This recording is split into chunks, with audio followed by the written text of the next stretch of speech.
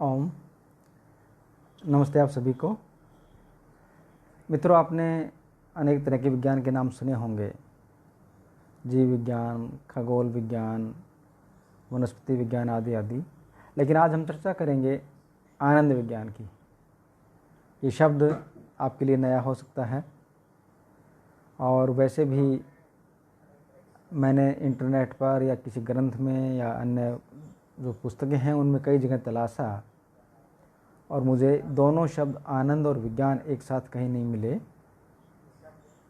सबसे पहले मैंने 1 अप्रैल 1998 को अपने एक चिंतन के दौरान ये दोनों शब्द एक साथ प्रयोग किए और मैंने महसूस किया कि आनंद हर व्यक्ति की आवश्यकता है, लेकिन हमारे जो परंपराएं हैं, हमारा जो वैदिक चिंतन है या हमारा जो पुराने ग्रंथ हैं, उनमें जो आनंद का वर्णन है उसको आजकल लोग ज़्यादातर एक फ़िलोसफी के तक ही सीमित सोचते हैं, ऐसा ही मानते हैं कि वो एक फ़िलोसफी है। लेकिन मैं कहता हूँ कि आनंद पूरी तरह से एक विज्ञान का विषय है।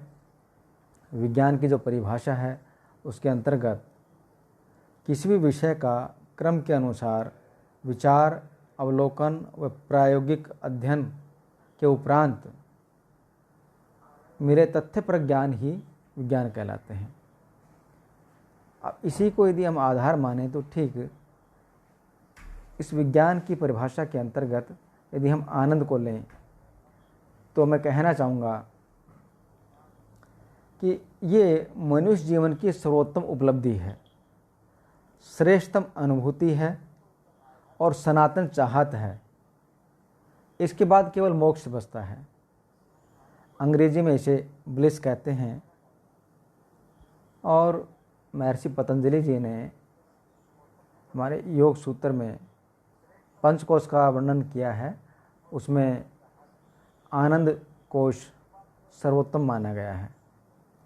हमारे मंडूक उपनिषद में, विज्ञान भैरव तंत्र में और अन्य अनेक ग्रंथों में भी इसका वर्णन है। अब ये विज्ञान हमें क्यों चाहिए?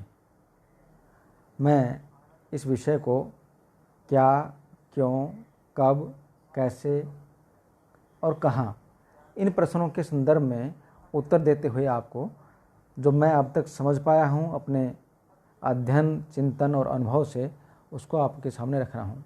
मेरी अब तक की जानकारी के अनुसार जो विषय ये होना चाहिए वो मैं आपके सामने रख रहा हूँ। आनंद विज्ञान अनेक विषयों का समन्वय है और ये कहाँ से हमें मिल सकता है, इसका स्रोत क्या है? तो इसका स्रोत सबसे अच्छा है परमात्मा। हमारे योग ग्रंथों में अनाहद नाद को भी इसका स्रोत माना गया है।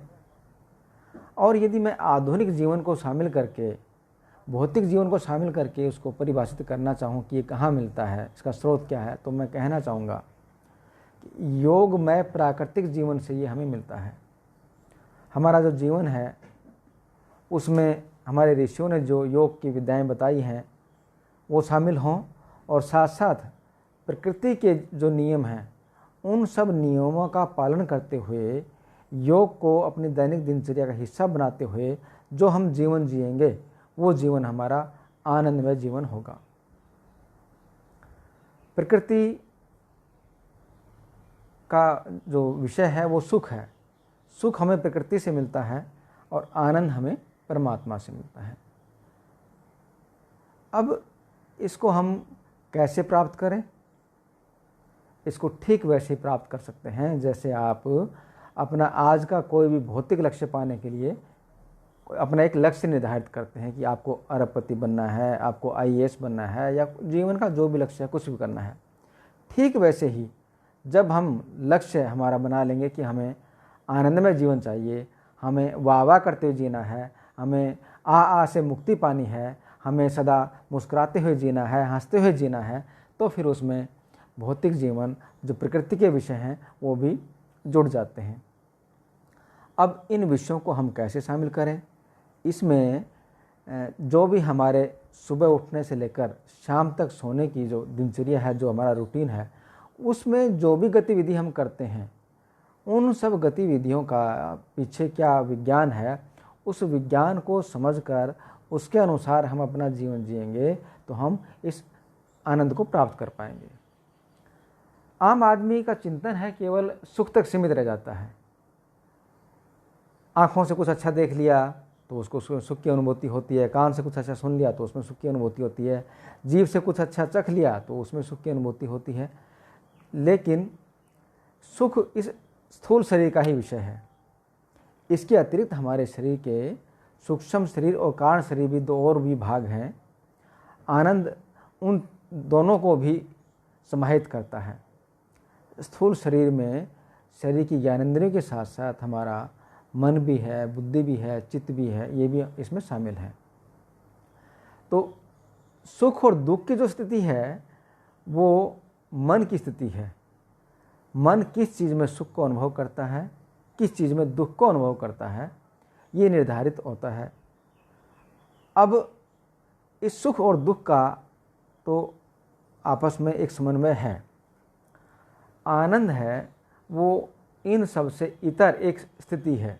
जैसा कि मैंने पहले कहा कि मनुष्य की सर्वश्रेष्ठ अनुभूति है जिसके लिए वो सदा लालायित रहता है, सदा प्रयास करता रहता है। अब इसको हम कब प्राप्त कर सकते हैं? तो अच्छाई तो हमेशा ही चाहिए सभी को, हमें तो सदा ही हमारे पास ये होना चाहिए।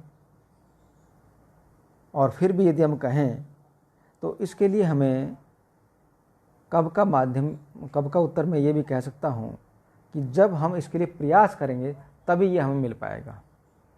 हम प्रयास करेंगे सुख के लिए तो आनंद नहीं मिल पाएगा। प्रयास जब हम आनंद के लिए करेंगे तो निश्चित रूप से हमें मिलेगा। अब क्यों चाहिए, ये एक बड़ा प्रश्न है। ये मनुष्य का एक स्वभावगत एक इच्छा है और हम चाहते हैं कि हम सदा आनंद में रहें, जिसको हम ब्लिसफुल लाइफ कहते हैं, आनंदमय जीवन कहते हैं। उसके लिए हमें इसकी आवश्यकता है। और मनुष्य कभी भी दुख, तकलीफ या पीड़ा नहीं चाहता। सिद्धार्थ और महावीर भी जो भौतिक चीज़ें थीं उनको त्याग करके, हालांकि यद्यपि सारे साधन उनके पास में थे, पर उन सब का त्याग करके आनंद की तलाश में ही वो बाहर निकले थे और फिर साधना के माध्यम से उन्होंने इसे प्राप्त किया। अब मैं ये नहीं कह रहा कि हम सबको वन में जाने की इसके लिए आवश्यकता है।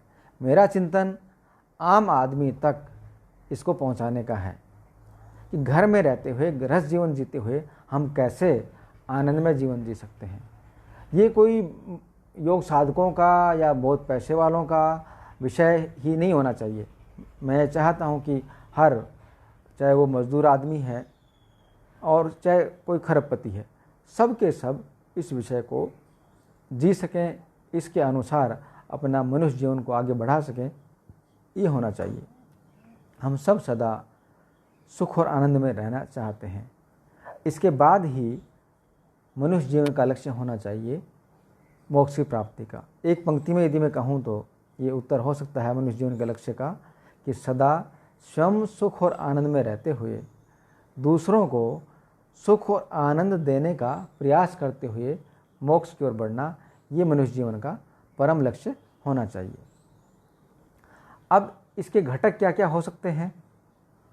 मैंने जैसे बताया कि सुबह उठने से लेकर शाम को सोने तक की हमारी दिनचर्या है, वो सब के सब इसके घटक हो सकते हैं।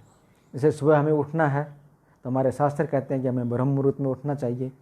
क्यों उठना चाहिए? उसके पीछे का विज्ञान ये है कि उस समय जो कॉस्मिक एनर्जी है, जो ब्रह्मांड की ऊर्जा है, वो सबसे ज़्यादा मनुष्य के लिए हितकारी होती है, कल्याणकारी होती है। उस समय की वातावरण, उस समय की वायु में सकारात्मकता ज़्यादा होती है, वायु ज़्यादा स्वच्छ होती है तो हमें शुद्ध वायु मिलेगी। शुद्ध वायु मिलेगी तो जो प्राण शक्ति है वो हमें अच्छी मात्रा में मिल पाएगी। अब सुबह ब्रह्म मुहूर्त में उठने के बाद फिर ये भी शास्त्रों ने कहा है कि हमें ध्यान करना चाहिए। ध्यान आनंद को पाने का बहुत आसान, बहुत सरल सा रास्ता है। अब उस ध्यान के पीछे का विज्ञान क्या है? जब हम ध्यान की अवस्था में पहुंचते हैं तो उस समय हमारे ब्रेन का जो डेल्टा स्टेटस होता है वो अच्छा हो जाता है। उसमें आदमी शरीर के स्तर पर तो अपने आप को अच्छा महसूस ही करता है, साथ साथ उसकी योग ग्रंथों में बताई हुई जितनी भी क्षमताएं हैं शारीरिक और मानसिक, उन सब का विकास भी उससे होता है। और ये कहूँ कि परमात्मा की तरफ बढ़ने का एक अच्छा माध्यम भी ध्यान है। तो उस समय यदि हम ध्यान में बैठते हैं, और जैसा कि मैंने पहले कहा कि जो आनंद है वो आत्मा का या परमात्मा का विषय है, तो आत्मा और परमात्मा का संयोजन करने में उस समय का जो वातावरण है ब्रह्म मुहूर्त का, वो सबसे अच्छा हमारे ऋषियों ने हमें बताया है। और उसके साथ साथ हमारा जो ये स्थूल शरीर है, इसके लिए भी वो समय अच्छा माना गया है, पढ़ने वाले बच्चों के लिए अच्छा है, हर तरह से अच्छा है।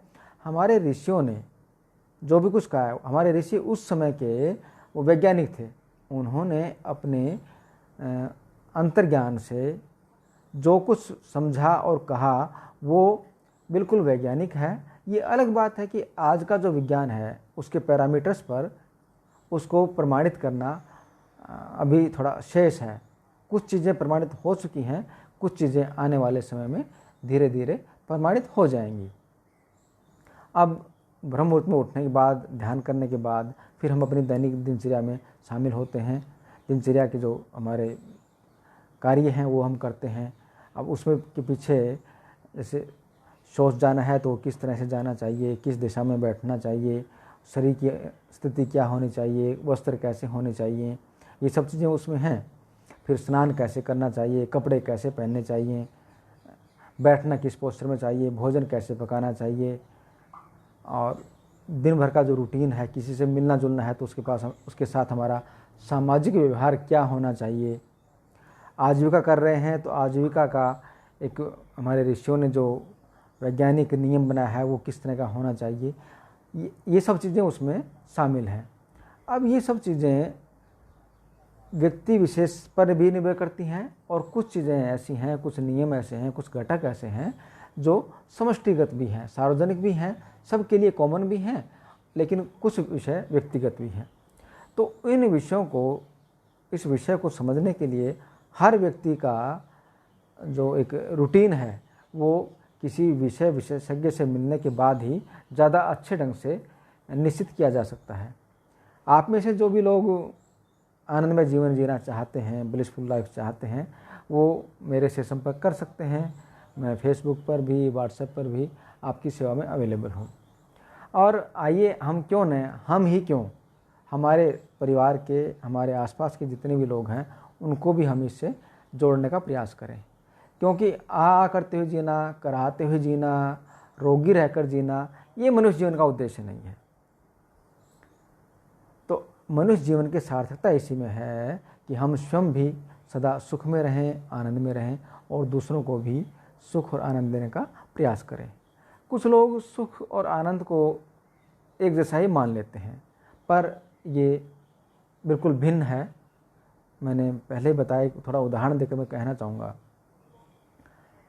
कि जैसे आप रसगुल्ला खा रहे हैं या जो भी चीज़ आपको पसंद है आप खा रहे हैं, उसका स्वाद आपको आ रहा है तो आपको अच्छा लग रहा है, लेकिन एक स्टेज ये आएगी कि खाते खाते आपका उससे मन भर जाएगा और खाने की इच्छा आपकी नहीं होगी।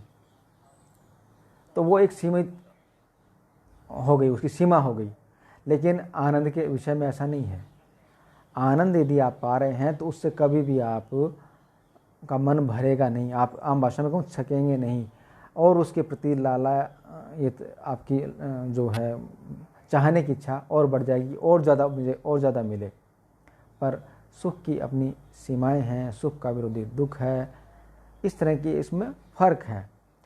हमारी 5 ज्ञानेंद्रियाँ, 5 कर्मेंद्रियाँ और मन, इनसे जो हमें मिलता है वो सुख है, और इनके अतिरिक्त जो एक आह्लाद की अनुभूति होती है वो आनंद है, और यही मनुष्य जीवन को आगे बढ़ाना चाहिए। अब एक छोटी सी बात लेता हूँ मैं, जैसे भोजन का विज्ञान। हम भोजन करते हैं और ये हमारी रसना का विषय है, जीभ का विषय है। जीभ 2 काम करती है, बोलने का भी और चखने का भी। अब जब हम भोजन करने बैठते हैं तो हम लोग दिन भर उसके जो उसका रस है और उसको चबाने से जो खुशी मिलेगी, जो अच्छी फीलिंग होगी, उसी तक सीमित रह जाते हैं और दिन भर का चिंतन उसी के आसपास घूमता रहता है। पर मैं उससे आगे की बात भी कहना चाहूँगा कि ठीक है, भोजन आप उस सुख के लिए करिए, पर उसके पीछे का जो विज्ञान है वो उस सुख को यदि आप समझ लेंगे तो और ज़्यादा बढ़ा देगा। जैसे आप वो भोजन कर रहे हैं स्वाद के लिए, स्वाद कब तक आएगा? जब तक आप उस खाद्य पदार्थ को चबाएंगे। जब तक वो खाद्य पदार्थ आपकी स्वाद ग्रंथियाँ हैं उनको छूता हुआ रहेगा तब तक वो स्वाद आएगा। और छूता हुआ कब तक रहेगा? जब तक आप उसको चबाते रहेंगे, जब तक वो मुंह में आपके रहेगा। पर हम लोग क्या करते हैं कि हम उसको भोजन को लिया, 2-4 बार इधर उधर चबाया और गप कर लेते हैं। उससे उसका पूरा स्वाद हमें नहीं मिल पाता, उस भोजन का पूरा सुख हमें नहीं मिल पाता है। लेकिन जब हम उसको अच्छी तरह चबाते रहेंगे तो फिर हमें वो पूरा उसका स्वाद की अनुभूति होगी और हम उसका ज़्यादा रस ले पाएंगे, उसमें ज़्यादा सुख की अनुभूति लंबे समय तक कर पाएंगे। कम खाने से ही ज़्यादा हमें सुख की अनुभूति मिल जाएगी। तो ठीक इसी तरह से हमारे जो दैनिक गतिविधियां हैं उनके पीछे का जो विज्ञान है, उस विज्ञान को समझना और उसको अपने जीवन का हिस्सा बनाकर अपने जीवन को जीना, ये इस आनंदमय जीवन का, आनंद विज्ञान का एक लक्ष्य है। और हम सब प्रयास करें कि हमारी दैनिक गतिविधियां जो भी होती हैं वो सब गतिविधियां हमारी किस तरह से आगे बढ़ती हैं, ये हम इसमें सब सीखना चाहेंगे। मैं चूँकि प्राकृतिक चिकित्सा, योग, अध्यात्म, कृषि विज्ञान और अनेक जो अन्य विज्ञान हैं जो इस विषय में शामिल होने चाहिए या जो विज्ञान इस विषय को प्रभावित करते हैं उनका अध्ययन करता रहता हूँ। अब उन सब का जो एक सार रूप है वो मैं बताने का प्रयास समय समय पर करता रहता हूँ। मुख्य तौर पर हमारी जो जीवन शैली है वो हमें समझनी चाहिए। जैसे मैं एक दोहे के माध्यम से आपको बताना चाहूँगा कि प्रकृति एवं योग अपनाइए, सुख एवं आनंद पाइए। अब इन 2 पंक्तियों को यदि हम अपने जीवन का हिस्सा बना लें तो हम बहुत कुछ अच्छा पा सकते हैं। हमारे जीवन को हम काफ़ी हद तक सुखी और आनंदित बना सकते हैं। पर हम स्वभाव से आलसी हैं और कुछ करना नहीं चाहते हैं, सोचते हैं कि कर कोई दूसरा दे और लाभ मुझे मिल जाए। ऐसा नहीं हो सकता। इसके लिए तो हमें स्वयं को ही करना पड़ेगा। भोजन के बारे में बहुत लोगों को समझाते हैं लेकिन वो समझ लेते हैं लेकिन उस पर चलने का प्रयास नहीं करते, उसको अपनाते नहीं हैं। तो उसके विषय में भी मैं कहना चाहूँगा। 2 पंक्तियाँ हैं, पहली पंक्ति सार्थक है और दूसरी पंक्ति उन लोगों के लिए है जो उसको स्वीकार करना नहीं चाहते। पहली पंक्ति में है, कम खाओ, स्वास्थ्य पाओ, उम्र बढ़ाओ। जो नहीं मानते हैं उनके लिए फिर दूसरी पंक्ति है, खूब खाओ, रोग पाओ और जल्दी जाओ। अब चलना तो उसी को पड़ेगा जो स्वास्थ्य चाहिए जिसको और जो लंबा जीवन जीना चाहता है। अब हम चाहें कि हम अपनी इच्छा के अनुसार खाते रहें, इच्छा के अनुसार सोते रहें, इच्छा के अनुसार बैठे रहें, तो फिर ये सब संभव नहीं है। आज का जो हमारा जीवन है वो भौतिकवादी ज़्यादा है। भौतिकता समय की आवश्यकता है। मैं बोल रहा हूँ तो इसके पीछे भी भौतिकता है तो ही मैं बोल पा रहा हूँ, ये एक सच्चाई है। पर भौतिकता को ही सब कुछ मान लेना ये गलत है। भौतिकता को साथ में रहते हुए हमें कमल की तरह से रहना चाहिए। जैसे कीचड़ में कमल रहता है लेकिन वो कीचड़ से सदा ऊपर रहता है। तो हमारा अध्यात्म विज्ञान ये कहता है कि यदि हम केवल भौतिकता में ही लिप्त रहे तो फिर हम आनंदमय जीवन नहीं जी सकते हैं।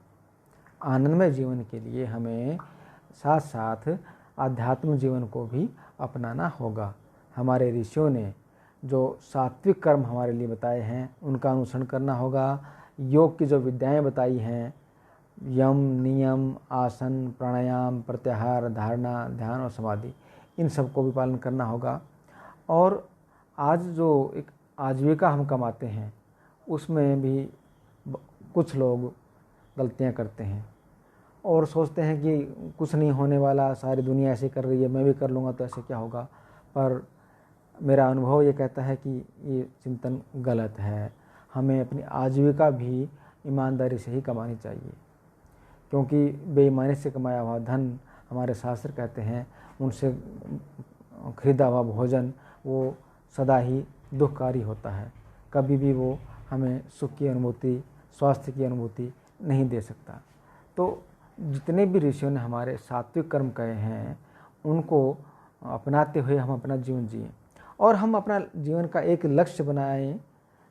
अच्छा सात्विक वो क्या हो कि संसार में जो भी श्रेष्ठतम है, जो भी सबसे अच्छा है, वो हमारे विचार के स्तर पर और या कर्म के स्तर पर, किसी भी स्तर पर हो, वो जो श्रेष्ठतम हमारे लिए हो सकता है और हमारे साथ साथ हमारे परिवार के लिए, समाज के लिए, राष्ट्र के लिए और पूरी मानवता के लिए जो श्रेष्ठतम हो सकता है वो हम चिंतन करें, वही हम कर्म करें, तो हम स्वयं भी आनंदमय जीवन जी पाएंगे और हमारे साथ साथ हमारे परिवार को, समाज को, राष्ट्र को और पूरी मानवता को, पूरे संसार को हम आनंद की तरफ ले जा पाएंगे।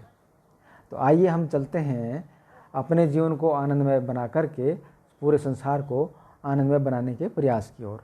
इस प्रयास में मैं आप सबका भी सहयोग चाहूँगा और आपसे ये निवेदन करना चाहूँगा कि कहीं से भी आप जो भी कुछ अच्छा सुनते, पढ़ते हैं, जानते हैं, उसको अपने ऊपर पहले करके देखें और उसमें फिर आपको जो अच्छा लगता है, आपको उसमें सुख की, आनंद की अनुभूति होती है, उसको अपनी दैनिक दिनचर्या का हिस्सा बना लें। हम लोग जानकारी तो बहुत सारी लेना चाहते हैं लेकिन उसका पालन नहीं करना चाहते, यही एक सबसे बड़ी विडंबना है। अब आज का जो भागम भाग का जो जीवन है, जिसमें हम एक प्रतिद्वंद्वात्मक जीवन जी रहे हैं और उसका अंत कहीं है नहीं, लक्ष्य उसमें शायद कहीं है ही नहीं, बस केवल सोच लिया है कि हम खरबपति अरबपति बन जाएं। पर मैंने एक सूत्र दिया था कि हूँ मैं यदि बीमार, अरबपति होना बेकार। अब वो सारा जो अरबों रुपए है वो किस काम का है यदि उस अरब रुपए का हम भोग करने लायक नहीं है। तो ये एक बड़ी सोचने की बात है। मेरे अनुभव में बहुत अरबपति लोग भी आते रहे हैं और एक उदाहरण के माध्यम से मैं आपको सार रूप में समझाना चाहूँगा। आज से लगभग 24 वर्ष पूर्व मैं दिल्ली में था, तो वहाँ एक साकेत नाम की कॉलोनी है और सभी पॉस कॉलोनी में रहने वाले लोग उस समय आते थे, हाथ जोड़कर मेरे से कहते थे कि डॉक्टर साहब ऐसा लगता है कि हमारे पास सब कुछ है लेकिन सब कुछ होते हुए भी कुछ भी नहीं है। तो सब कुछ होते हुए कुछ भी क्यों नहीं है, इसका जो उत्तर है उनसे मुझे मिला, उसको सार रूप में आपको समझाना चाहूँगा। कि संसार में आने के बाद आदमी की इच्छा होती है कि उसको अच्छे से अच्छा खाने को मिले। उन सब के घरों में ड्राई फ्रूट भी भरे हुए थे, मिठाइयाँ भी सब थी, इम्पोर्टेड फल भी थे और जो भी खाने पीने के सामान था वो सब उपलब्ध था और नहीं तो बाहर से मंगवाने में भी समर्थ थे, लेकिन खाने में समर्थ नहीं थे, सिर्फ खरीदने में ही समर्थ थे। क्यों? क्योंकि यदि डायबिटिक थे तो वो मिठाइयाँ नहीं खा सकते थे, यदि कोलेस्ट्रॉल हाई था, हार्ट पेशेंट थे तो फिर वो ड्राई फ्रूट नहीं खा सकते थे, चिकनाई नहीं खा सकते थे, एसिडिटी की तकलीफ़ रहती थी तो फिर वो रोस्टेड चीज़ें नहीं खा सकते, नमक मिर्च मसाले वाली चीज़ें नहीं खा सकते थे।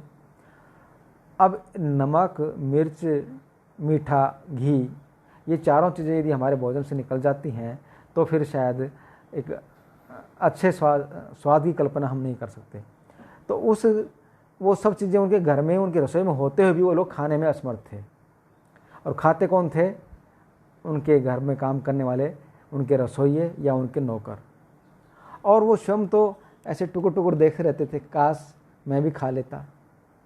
जिस पैसे को कमाने के लिए उनके रसोइये ने, उनके मजदूर नौकर ने कभी कोई मेहनत नहीं की, कोई प्रयास नहीं किया, वो तो उन ड्राई फ्रूट्स का, उन मिठाइयों का, उन फलों का आनंद ले रहा है, उनका सुख ले रहा है और जिसने प्रयास किया, दिन रात एक किया, भूख नींद चैन सब कुछ छोड़ करके जिन्होंने वो पैसा इकट्ठा किया, वो खाने के लिए तरस रहा है। खाने की चलो इच्छा पूर्ति हो जाती है, उसके बाद आदमी की इच्छा होती है कि अच्छा सा मकान हो। 4-4 मंजिल के उनके मकान भी थे, लेकिन चौथी मंजिल पर चढ़ कर के कभी उन्होंने देखा नहीं कि चौथी मंजिल का सुख क्या होता है, आसपास का नज़ारा क्या है, क्योंकि घुटने और हार्ट और लंग्स साथ नहीं दे रहे थे। तो 4 मंजिल का मकान होने के बावजूद भी खुद वो ग्राउंड फ्लोर पर ही रहने को विवश थे। फिर आदमी की इच्छा होती है कि घर में प्यार मिले, लेकिन प्यार देने के लिए कोई घर में होता ही नहीं था। बच्चे, छोटे बच्चे थे, वो कहीं बाहर पढ़ रहे हैं, बेटा बेटी हैं, वो बेटा है वो अपनी फैक्ट्री में या अपनी बिजनेस में बिजी है, बहू है वो अपनी किटी पार्टी में बिजी है, बच्चे छोटे हैं वो कहीं बाहर पढ़ रहे हैं, और प्यार के लिए वो लोग तरसते थे। फिर अगली आवश्यकता होती है सुरक्षा की। अपने आप को वो लोग सुरक्षित भी महसूस नहीं करते थे, अरबपति खरबपति होने के बावजूद भी। क्यों? क्योंकि भयभीत रहते थे कि कब न जाने कोई चोर आ जाए, कब कोई इनकम टैक्स वालों की रेड आ जाए, कब कोई अपहरण कर ले। इन सारे समस्याओं से वो भयभीत महसूस करते थे, अपने आप को सुरक्षित महसूस नहीं करते थे। फिर अगली इच्छा आदमी की होती है कि उसको कि घूमने के लिए जाए। घूमने जाने के लिए उनके पास जेब में एयरप्लेन का किराया, टैक्सी किराया सब कुछ था, लेकिन जाने में समर्थ तो नहीं थे। क्योंकि मान लीजिए कि गोवा के समुद्र किनारे जाना चाहते हैं, वहाँ चले तो गए, लेकिन किनारे पर तो पैदल चलना पड़ेगा, वहाँ तो टैक्सी में बैठकर नहीं घूम सकते। या किसी पर्वत पर जाना है, किसी पहाड़ पर जाना है, किसी मंदिर में जाना है, तो वहाँ भी ट्रैकिंग के लिए जाना है, वहाँ सब भी घुटने और हार्ट और लंग्स का साथ चाहिए। तो यदि ये ऑर्गन्स काम नहीं कर रहे थे तो वो वहाँ फिर घूमने जाने में भी असमर्थ थे। और तो छोड़िए, यदि शाम को मंदिर में जाना चाहें, सुबह मंदिर जाना चाहें, शाम को पार्क में जाना चाहें, तो भी नहीं जा सकते थे, क्योंकि पार्क के गेट तक, मंदिर के गेट तक तो गाड़ी छोड़ देती, लेकिन पार्क के अंदर और मंदिर के अंदर तो सीढ़ियों चढ़ करके जाना पड़ता या पैदल ही घूमना पड़ता, और उसके लिए घुटने और हार्ट और लंग्स ठीक चाहिए। तो वो भी सुख नहीं मिल पा रहा उनको, क्योंकि ऑर्गन्स, शरीर के अंग साथ नहीं दे रहे हैं। और चलो जैसे तैसे घूमने चले भी गए, शाम को थक गए और रात को सोने का समय आया, और सोने के लिए फिर जब बिस्तर पर लेटे तो सोने के लिए बहुत अच्छा कमरा है, रूम फ्रेशनर भी है, कोई धूल धुआं मक्खी मच्छर भी नहीं है, एसी भी चल रहा है, बहुत अच्छा है, और गद्दा भी स्लीप वेल का है, मैट्रेस भी। लेकिन वेल स्लीप तो नहीं है। वेल स्लीप क्यों नहीं है? क्योंकि पड़े पड़े भी दिमाग में चिंतन चलता रहता है, प्लान चलता रहता है कि कल फलां जगह से उधार लेना है, कल फलां फैक्ट्री में हड़ताल है, उसको लेबर को मैनेज करना है, या कल उसके पास जाना है, कोर्ट जाना है। 100 तरह की चिंताएं और विचार मन में घूमते रहते हैं, और ठीक से नींद भी नहीं आती।